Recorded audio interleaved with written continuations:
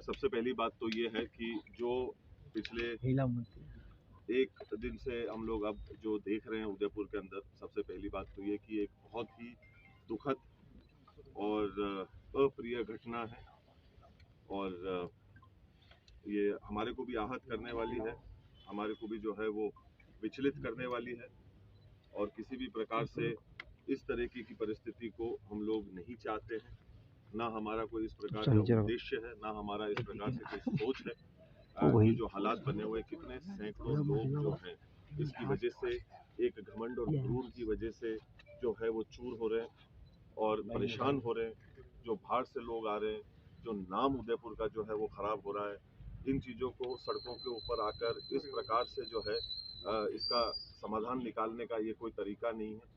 ये हम लोग किसी भी तरीके से इस चीज़ के सोच के साथ में ना समर्थन करते हैं, ना हम इस सोच को जो है वो जायज़ मानते हैं।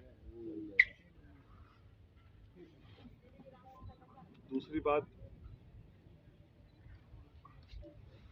कानून का जहाँ तक एक सवाल आता है, हम लोगों को कुछ चीज़ों को जज्बाती नहीं होकर सोचने की आवश्यकता है।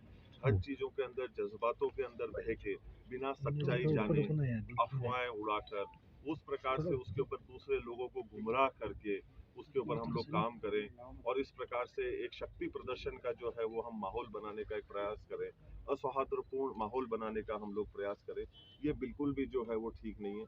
आज की तारीख के अंदर इस देश के अंदर एक कानून व्यवस्था नाम की चीज़ है।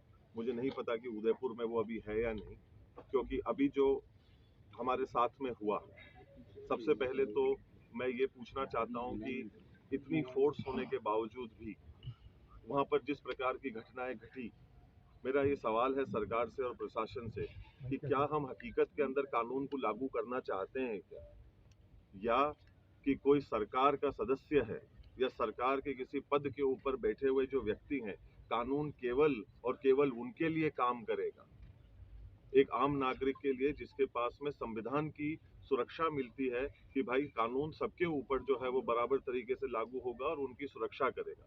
पर यहाँ पर जो प्रतीत किया जा रहा है, जो मुझे महसूस हो रहा है और वो जिस प्रकार से मेरे ऊपर दबाव बनाया जा रहा है गैर कानूनी काम और हरकतों को करने का, कि नहीं आप जो है अगर इस काम को नहीं करेंगे तो हम आपके साथ में जबरदस्ती करेंगे।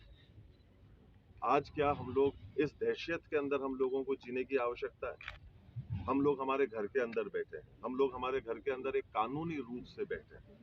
अगर किसी को भी कोई भी किसी भी प्रकार की आपत्ति हो तो वो कानून के दरवाजे, अदालत के दरवाजे कानून के माध्यम से जो है वो खटखटा सकता है, उनसे जाकर जो है वो सवाल पूछ सकता है। पर यहाँ जिस प्रकार से जो चीज हमने कल देखी और जिस प्रकार से पुलिस ने कुछ चीजों की खुली छूट दी, मतलब वो वाकई में एक निंदनीय और बहुत ही दुखदायी परिस्थिति थी। ये परिस्थिति मुझे सन 84 की याद दिलाती है, जिस प्रकार का माहौल जो है वो सन 84 के अंदर जो है वो बनाया गया था, उसी का एक रूप को कल देने का जो है एक प्रयास किया गया। क्योंकि कुछ लोग जो हैं वो सरकार के पदों के ऊपर बैठे हुए, वो जैसा चाहेंगे, जिस तरफ से सरकार को घुमाना चाहेंगे, प्रशासन को घुमाना चाहेंगे और अपने खुद के निजी फायदे के लिए कानून को किनारे करते हुए अपना जो है वो काम को और अपनी बात को जो है वो मनवाने का प्रयास करेंगे। ये कहाँ का नियम?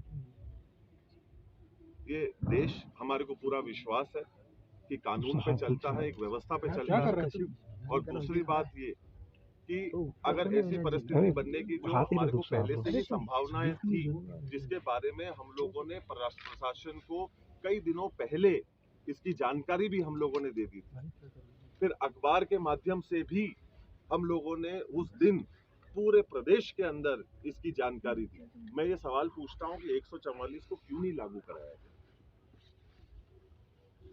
और आप इतने लोगों की जानों के साथ में खेलेंगे,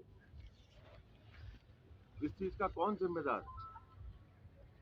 क्योंकि सरकार के कुछ लोग पदों के ऊपर बैठे हुए हैं तो अपने पदों का वो दुरुपयोग करते हुए प्रशासन के ऊपर दबाव बनवाकर गैर कानूनी हरकतों को जो है करवाकर एक आदमी के ऊपर जो है उस चीज का दबाव बनवाएंगे कि हम आपके घरों के अंदर जबरदस्ती घुसेंगे। संस्था के अपने खुद के भी कोई कानून होते हैं। इस प्रदेश, इस देश के अंदर भी एक संविधान है, कानून, उसके ऊपर हम में से कोई भी नहीं, और उसके अंदर हम लोग जज्बाती करते हैं, लोगों को गुमराह करने का काम करें पूजा के माध्यम से, ये ठीक नहीं। और अगर ऐसी कोई बात है तो उसको बैठकर करी जा सकती है। गुंडागर्दी के माध्यम से ये चीज नहीं हो सकती। आप किसी के घर के अंदर आप प्रवेश करना चाहते हैं, मैं आप में से किसी के भी घर के अंदर अगर प्रवेश करना चाहूं तो मैं आपको बिना बताए बिना कहे मेरी निजी आस्था को क्या आपके घर के अंदर मैं पूरा कर सकता हूं क्या? मेरे पास में ये अधिकार है क्या? मैं आपके घर के अंदर जाना चाहता हूं, मेरे निजी अधिकार, मेरी जो निजी आस्था है, पर वो मैं आपके घर में पूरा करना चाहता हूं। और इसके बारे में ना मैं आपको बताऊंगा, ना मैं आपसे पूछूंगा, ना मैं आपको इसके चीज के बारे में बताना उचित समझूं। अब ये गुंडागर्दी हमको जो है वो सहन करनी पड़ेगी और कानून और प्रशासन इस सोच की जो है वो मदद करेगा। तो कहीं ना कहीं हम लोगों को ये दर्दनाक हादसे और इसको 40 साल पहले इन चीजों का सामना करा हुआ है। वो लोग मरते मरते बचे हैं इन चीजों को लेकर। ऐसी ही परिस्थिति जो है वो उस समय पे भी बनवाई गई थी और आज भी उसी सोच के अंतर्गत यहाँ पर प्रवेश करने का एक गलत मंसूबे के साथ में प्रयास किया जा रहा है, जिसका प्रशासन और लोग यहाँ पे उसका सहयोग कर रहे हैं। और हम लोग अभी कानून के भरोसे बैठे हुए हैं, जो मैं अभी ढूंढ रहा हूँ कि कहाँ है, और वो हम लोगों की एक आम नागरिक होने के नाते मदद करेगा। लाखों लोग जो है वो परेशान हो रहे हैं। ये कहाँ तक जायज है कि बच्चों की, महिलाओं की, बड़ों की, बुजुर्गों की जान को जो है वो खतरे में डाला जाए? लोग किसी के घर के ऊपर चढ़ने लग जाएंगे।